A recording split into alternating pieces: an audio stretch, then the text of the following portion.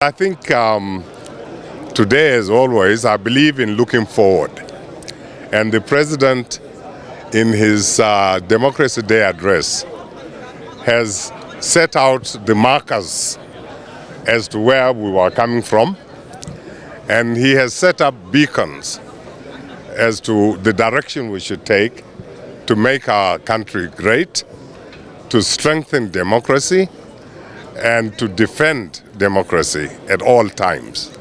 And I believe that his speech was very inspiring, and I think all right-thinking men and women of this country should very carefully go through and be inspired by it and be guided by it.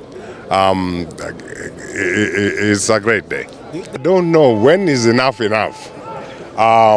May his soul rest in peace. The president, Abiola, is no more. We can't bring him back. And whatever we do will never bring him back to life. But we should never forget.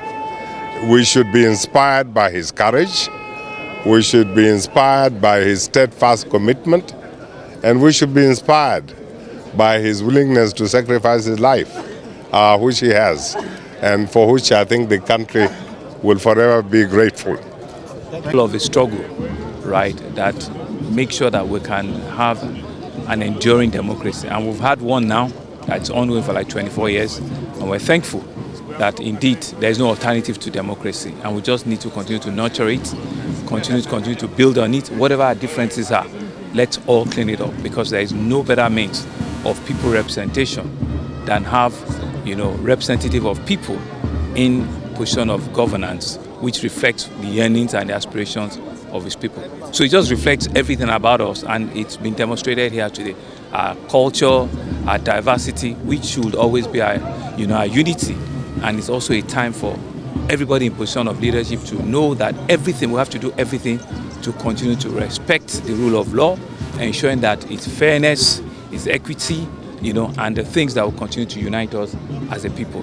That's what it stands for. Thank you. June 12 represents a deliberate attempt to enthrone the sanctity of democracy and due process as far as elections are concerned.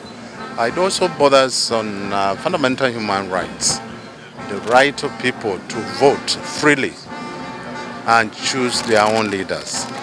The abandonment of this principle led to unprecedented consequences by way of demonstrations when that annulment was made.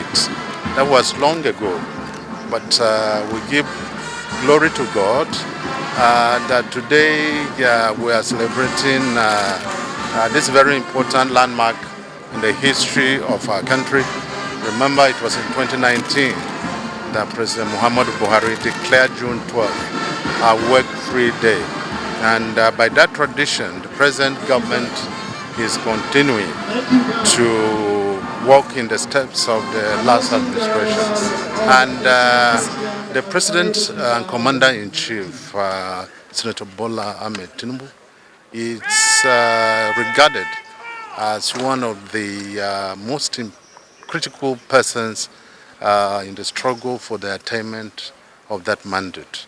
And that is why we're very happy that today he's here as president. And the federal government, in their wisdom, decided to set out this date, June 12th of every year, to be marked as a remembrance day for democracy.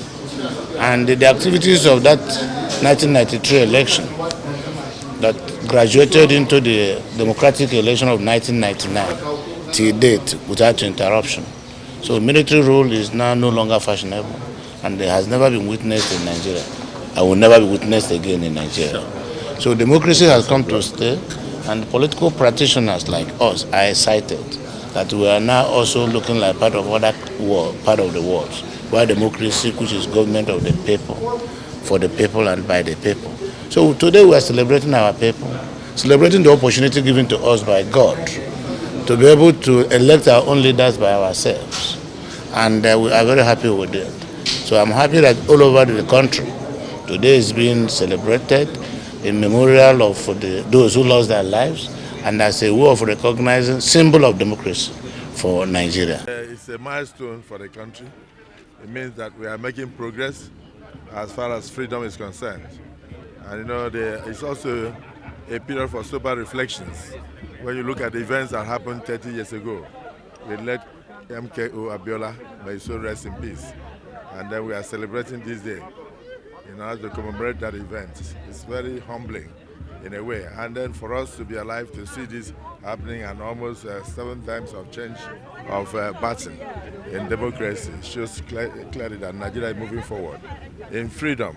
And I believe under President Bola Ahmed Tinubu also in prosperity. Have we really catching on the gains of this day? Yeah, definitely, because of course you've seen the last election. That was the first cashless election in Nigeria, and in spite of that, Nigerians still trooped out to make a decision, to bring out leaders of their choices. So we are very excited, and we know that there is hope for the future. We will cash in by ensuring peace, and then ensuring that we work towards a secured nation where everybody can sleep with their eyes closed. And of course, we bring back prosperity. We produce what we consume, and we consume what we produce. And we are already starting. And I believe that the internal refineries are now going to kick in with the abrogation of the subsidy, which was a terrible cankerworm. I don't know the statistics, but somebody is telling me that over 69 million barrels a day were being consumed before the subsidy, but now it has reduced to less than 15. And then the neighboring countries are rioting because we're actually subsidizing for almost all our neighbors in West Africa, while we're depleting our resources and we're getting poorer while they were enjoying their lives. So today Nigerians have hope, a renewed hope that yes, indeed, the resources that we are going to save from the policies being taken already by this present administration will be used for humanity and used to enhance the living standard of Nigerians. So we are cashing in on this day.